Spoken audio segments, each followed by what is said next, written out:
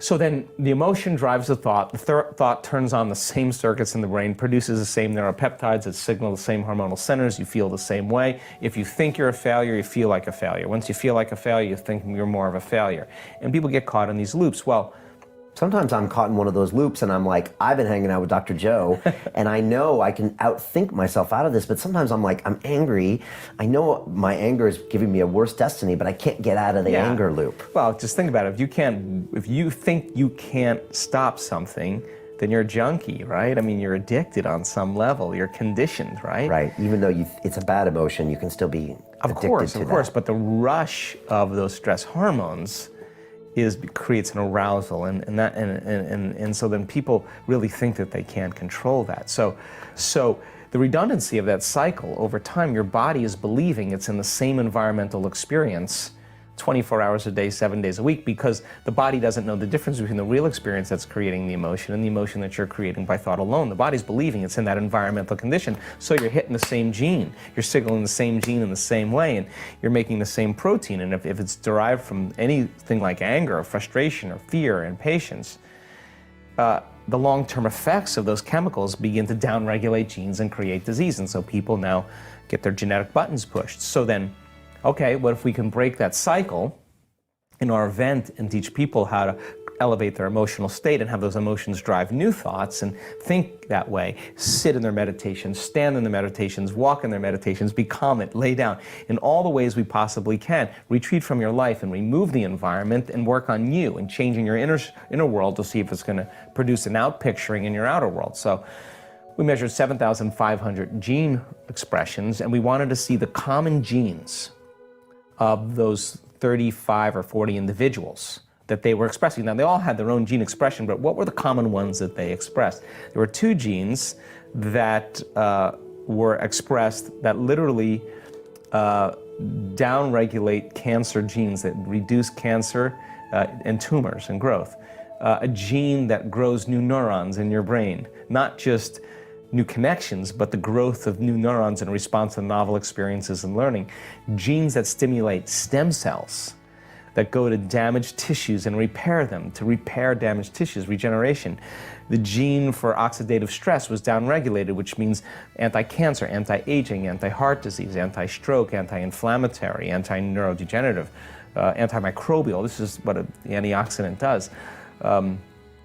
Genes that regulate the immune system to become stronger. Genes that stimulate the microtubules in the cells, the cellular structure, the integrity of the cells were getting stronger. So we now know that in 4 days, people were regulating genes for even their pituitary working better. So we are our own genetic engineers, and when we begin to understand that if the environment signals the gene, and the end product of an experience in the environment is an emotion, when you embrace an emotion ahead of the actual experience in your environment, you're signaling the gene ahead of the environment. And your gene begins to change your protein expression, which means you literally become the very person you want to be. Okay. Now, how can you do that? How do you front run your emotions that way? Well, it's just a formula. You have to learn how to make those internal changes. And after all the research, Brian, one of the things we realize is that there's a formula that we've actually been able to replicate that creates significant changes in brain coherence, your brain working better. In one study we did, we found out that 80% of our participants had a more than 90% change in their brain for the better in 4 days, to create more heart coherence so that you can self-regulate your emotional state independent of what's going on in your outer environment. And so we've kind of narrowed it down to a formula. So the evidence that we're seeing in our scientific measurements sits on this side, and it's objective. It's not just subjective, you saying, oh, I feel better at the end of the event. No, well, we have science to prove that it's not just in your mind, it's in your brain. It's not just in your mind, it's in your body, right? And then there's this other arena that's starting to unfold that's actually surprising me on a daily basis, and I'm so changed because of it, because in our week-long events, we're witnessing miracles of biblical proportion. And I'm talking about blind people seeing, deaf people hearing, tumors shrinking, MS, huge changes, people with crutches and walkers are walking without them. I mean, we're seeing very significant changes taking place. And so... And how can you explain that stuff?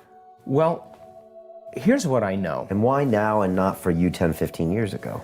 Because it's the 4-minute mile. So we now know if we give people numerous opportunities to connect, we give them a good model for them to wrap their mind around, and we give them an opportunity to overcome themselves, that as the week goes on, more and more people start hooking in. They start getting it. And all of a sudden, we have the first person stand up and say, hey, I know no one's going to believe this, but I've had MS for 21 years. I've been walking with crutches. I have not been able to feel my chest, my arms, my lips, my face. I've been struggling with motor function, sensory function. I haven't been seeing very well.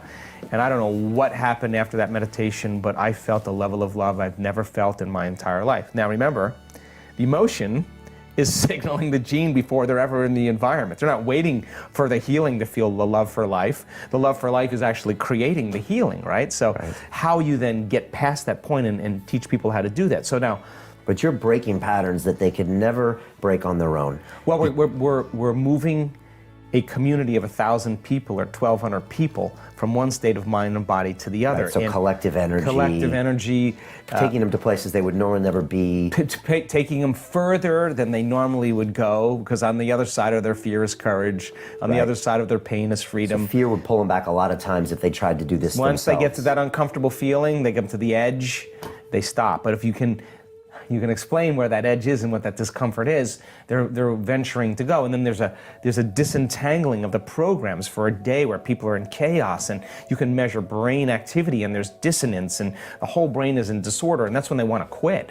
Right. But if they go one more time and they apply the formula, you see this massive reorganization take place, and all of a sudden, they're smiling. Now, the side effect of that, when that person with MS stands on the stage in front of 1,200 people and says, I got to tell you my story, and they tell you their story, and it's a real person. They don't look like a movie star, and it's not a Hollywood version, and they're not buffed and slender and look like a vegetarian or whatever. They're just a common person, and you can relate with them. And I'm standing out looking in the audience, and I'm watching people well up with tears.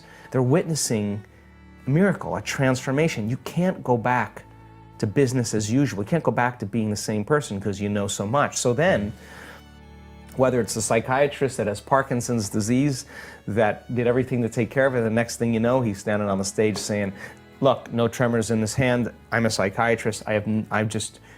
Something's happening to me. I'm going to keep going here. They're starting to believe in their future more than they're believing in their past. They tell that story, and people are listening to that story. The beauty behind it is they begin to relate with them, and it's like a 4-minute mile. Boom, you break that veneer, you pierce that level of consciousness, you break that level of awareness. And then as soon as the 4-minute mile was broken, 2 weeks later, the next person broke it, and then all of a sudden everybody started doing it. Well, it's the same collective consciousness that's happening. There's a footprint in consciousness in the field that people can step into. In that room, or do you think around the world? In the world, but more readily accessible in that room. Why? Because people are immersed in the environment. They're understanding the content. They're in the process of change themselves. That person now has just created a footprint for them to step into, and that person will be 72 years old, and here you are, a 45-year-old person just going, oh, if they can do it, I can do it. That's all we need, right? So the evidence then that people are witnessing in the room not only is a footprint in consciousness, but by the same means, it becomes something that they can associate in 3D reality with their senses. They're witnessing it, but they're not watching it on YouTube. There's 4 more days of the event left, and then all of a sudden the next person gets up there with Raynaud's syndrome, who has, a vascular change in their hands, and they're swollen all the time. Some more and more evidence of this. And then we have another, she tells a story, and another person with Raynaud's the next day stands up and said, my Raynaud's gone. And then another person with Raynaud's, and then a person who's allergic to everything was wearing a mask. Okay. All of a sudden they start changing. So then what you start seeing is this collective movement, right? And so the evidence is the loudest voice. Okay. And it's louder than any other voice right now. And to summarize what you're saying, say 10 or 15 years ago, people would come for the philosophy, for the knowledge, and they would sit there and say, okay, that sounds interesting, I'm going to go back to my life and do that. These days, people, probably thanks to technology and YouTube and already knowing a lot of your ideas, they come, first of all, they go on YouTube seeking the knowledge to change, and then when they come to see you in live, they're like, I'm ready to go.